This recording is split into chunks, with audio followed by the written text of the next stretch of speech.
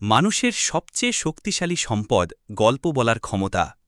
ছোটবেলা থেকেই আমরা গল্প শুনে বড় হয়েছি, গল্প শুনে কেঁদেছি, হেসেছি, গল্প দিয়েই ভালোবাসা, সাহস আর স্বপ্নের পথ খুঁজেছি।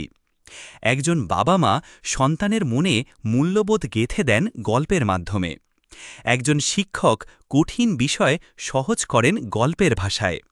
একজন ব্যবসায়ী নিজের পণ্যের প্রতি মানুষের ভালোবাসা তৈরি করেন গল্প দিয়েই। The art of story telling বইটি যখন প্রথম পড়ি তখন উপলব্ধি করি বিক্রয়, শিক্ষা, নেতৃত্ব কিংবা নিছক বন্ধুত্ব সব কিছুতেই গল্পের চেয়ে শক্তিশালী কিছু নেই। সেই উপলব্ধি থেকে শুরু, কিন্তু আসল কারণটা আরও ব্যক্তিগত। সেদিন বিকেলে আমি ও আমার এক ঘনিষ্ঠ পাঠক বসেছিলাম নরম আলোয় মোড়ানো ছোট্ট এক পড়ার ঘরে। সে গভীর এক নিঃশ্বাস ফেলে বলল, ভাই, আপনি তো এত কিছু জানেন, এসব যদি বাংলায় থাকত তাহলে আমিও বুঝতাম। সব কিছু এত ইংরেজিতে এত কঠিন লাগে। তার কথায় আমি চুপ করে থাকলাম, তবে মনে মনে ঠিক করলাম এই জ্ঞানের দরজাটা যেন বাংলায়ও সবার জন্য খোলা থাকে। ঠিক তখনই আমার ভেতরে জন্ম নিল সহজ ভাষায় শেখানোর এক দায়বদ্ধতা। এই অনুবাদ, এই বই তারই ফলাফল। এখানে শুধু ভাষান্তর নয়, প্রতি অধ্যায়ে আছে আমার শেখা, পাঠকের চাওয়া আর বাংলাভাষীদের জন্য আমার আন্তরিক শ্রদ্ধা ও ভালোবাসা। আমার স্বপ্ন তুমি, আমি, আমাদের মতো আরও অনেকেই যেন গল্পের শক্তিকে জীবনের প্রতিটি ক্ষেত্রে কাজে লাগাতে পারো। তোমার পণ্য, ক্যারিয়ার, সম্পর্ক কিংবা স্বপ্ন সব কিছুতেই নতুন মাত্রা যোগ করুক এই শিল্প।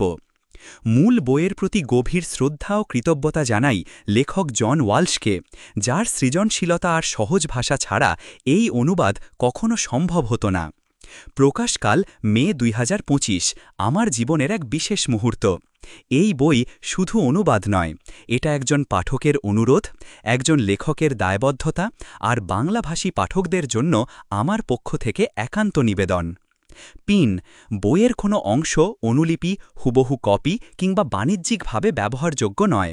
এটি কেবল শেখার, উপলব্ধি আর আত্মবিশ্বাস বাড়ানোর এক আন্তরিক প্রচেষ্টা। তুমি যদি একজন শিক্ষক, শিক্ষার্থী, ব্যবসায়ী কিংবা সত্যিকারের আগ্রহী পাঠক হও, তবে এই বই তোমার হাত ধরে জ্ঞান আর আত্মবিশ্বাসের মাঝে সেতুবন্ধন তৈরি করবে। গল্প বলো, মানুষকে স্পর্শ করো, নিজের স্বপ্নকে ছড়িয়ে দাও, এটাই আমার একান্ত বিশ্বাস।